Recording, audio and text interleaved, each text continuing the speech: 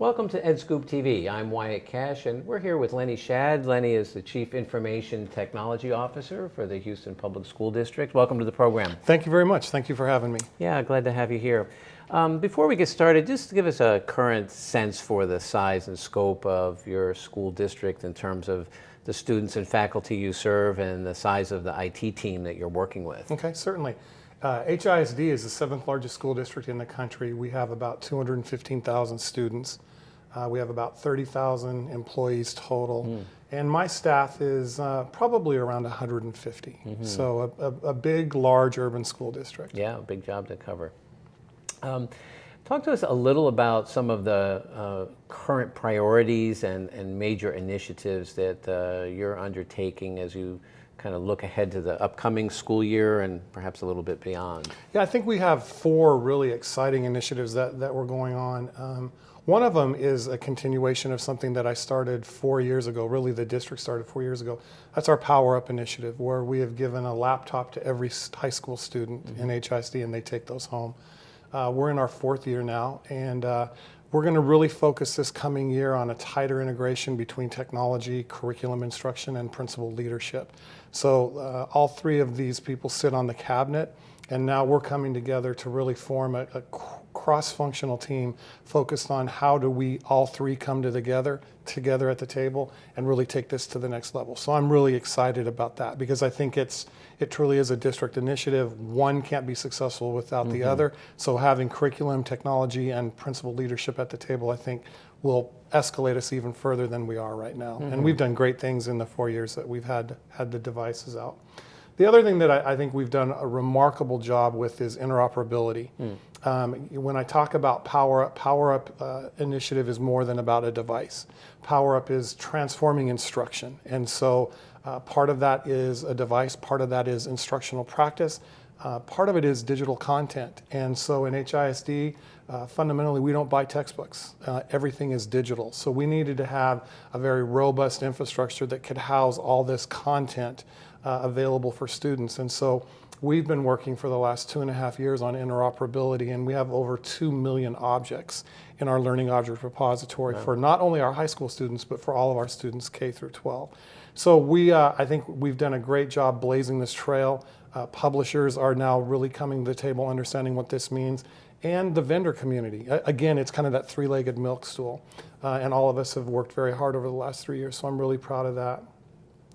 The other thing that I think is on the horizon, it's not even on the horizon, it should be on everybody's landscape, is student safety, student privacy, data privacy.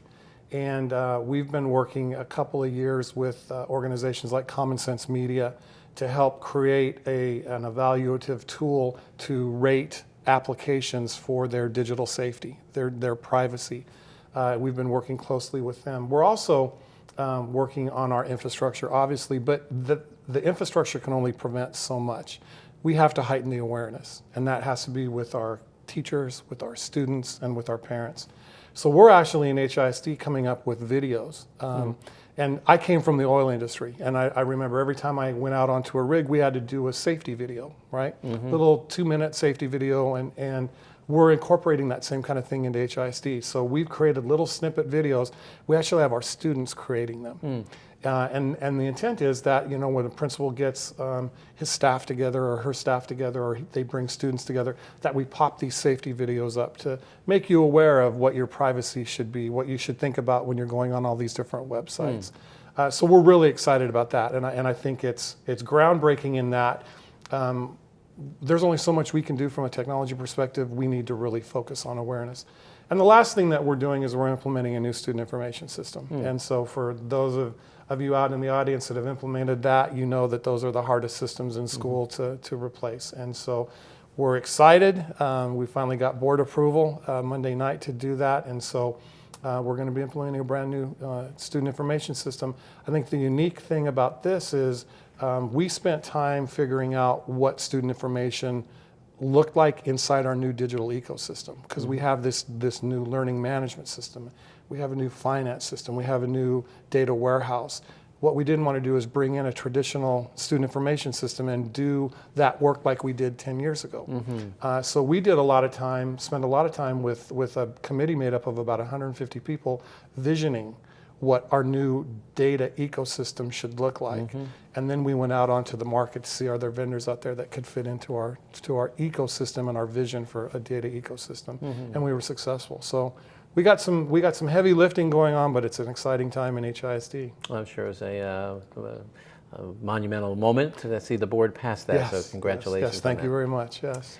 Talk to me a little bit about, in the area of cybersecurity and privacy. We know that CoSN has just recently released some guidance for school districts. How do you see your district's efforts with cybersecurity evolving right now, and maybe what you've seen in the CoSN recommendations? Yeah, I kind of have a luxury here in that I'm on the CoSN board.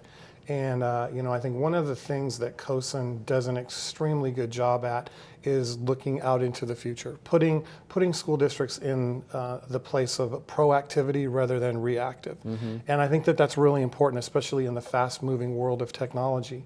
And so, being a board member, I think we came together and really recognized student privacy, data privacy, security was only going to continue to pick up momentum, and we've been looking at this for 2 years.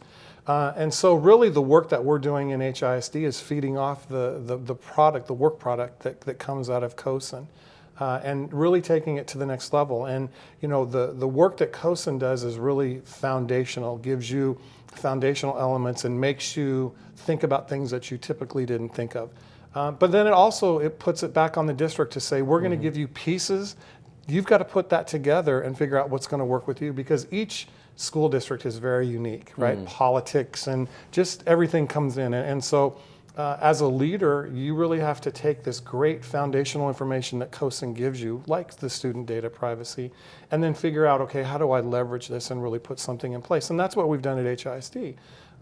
We took those basics, those fundamentals, and really figured out, okay, what would that look like inside HISD? And that's when we reached out to companies like Common Sense Media to say this rubric would be so important, because now I'm taking all of this knowledge that we want a teacher to have, but they're probably not going to have, and we're putting it into a tool. So just go look up your software package that you think you want to use in your classroom and see if it's been rated. If it's been rated, we're going to tell you whether it's a good tool or a bad tool. And so it's things like that, and these safety videos, they're starting to really pick up momentum that another couple school districts are going to start putting videos out there. And so what we're hoping is that we get this repository of student videos where every district doesn't have to reinvent this wheel, right? And so I think that, again, that's stuff that CoSN does, and that's things that CoSN really has in the best interest of a school system. So very, very proud to be a board member. Very lucky to leverage the work that this great organization puts out. So I see it from both perspectives. Well, certainly we see the threat landscape continues to get more complicated, and schools often don't have the luxury of having chief information security officers the way other enterprises often do. And so we certainly see this as an important step for schools. Yeah, and school districts, I've been in education since 2003. And one of the things that I noticed early on is that there were a lot of wheels being reinvented. And, I think that the power of an organization like CoSN is, it doesn't matter whether you're large or small, data privacy, data security is an issue we all have to be faced with. It's the networking opportunities where those districts who might not have those technical resources, they can reach out to bigger districts that have those resources, that have that expertise, that have that experience, and the sharing that goes on between those systems is powerful. So again, it's a networking opportunity for those places to come together, and maybe you don't have the staff, or maybe you don't have the expertise. I guarantee you there's somebody in the CoSN network that has that and is more than willing to share it.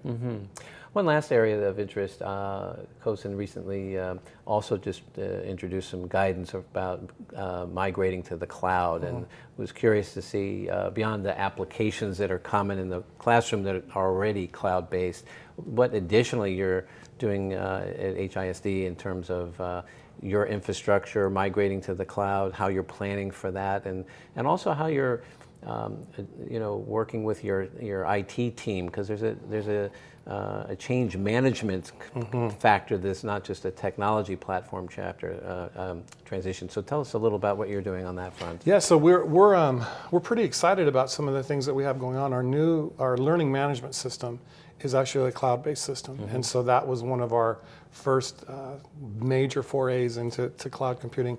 Our new student information system is going to be cloud-based as well. It's going to be hosted off-site. And so I think that this is a trend that it shouldn't be scary like it was 2 years ago. Certainly, I think you have to go into it with your eyes wide open. And what I'm seeing in HISD is it's even bigger than change management. It's organizational change management. Because the old thinking behind cloud computing was, I'm going to lose jobs, right? Like, so what I manage these servers, and now you're going to put them up in the cloud, so does that mean I'm losing my job? So there's a fear factor behind that. And so I think organizations, as they start to have these conversations, really have to go into it with that mindset that you're going to have people who are very fearful or not even understanding what it means. So we spend a lot of time just having conversations about, let's define cloud computing. Let's define what will make sense for HISD. Let's define the evolution, right? So I'm not going to throw everything into the hat, and let's build upon this and see how it works out, see what our lessons learned are. Move people's cheese, right? And repurpose. I mean, I have very technical people, as does every district in the country, and they shouldn't be fearful of the cloud environment. There's always going to be work from an infrastructure perspective. We're looking at it for our infrastructure. Certainly, the days of buying servers and buying memory and SAN computing, that is very expensive, and it's a cost that never goes away, right? You're always adding space, and you're always having to replace hardware. So we're looking at that as an avenue to really put that up into the cloud, and then it becomes less of an operational cost for us. We're looking at disaster recovery as well. You think about a district like HISD, we're in hurricanes. Yes. And so, we could be in a situation where our central administration building, which is where we house everything, that could have just wiped out. But everywhere else in our district, we're up and running. Right? So how do you create a disaster recovery that says, okay, the main hub of our area is gone, or we could have the entire district down, right? And so that flexibility to deal with those different kind of disasters in a traditional disaster recovery is very expensive. I mean, we would be talking multi-million dollars. But in the cloud offering, it becomes very attractive and very easy to expand and collapse based on what kind of disaster that you're carrying, and I don't have to carry for the worst scenario. So we're looking at those areas. And then obviously we're looking at anytime, anywhere access for our students on everything that goes on. Whether that means the Google environment, the Google Cloud, whether we're looking at Office 365. I want our students and our staff to be able to get to the data that they need anytime and not be confined to the four walls. So cloud computing is pervasive. It's exciting. I think you have to go into it with the right attitude. It's a journey.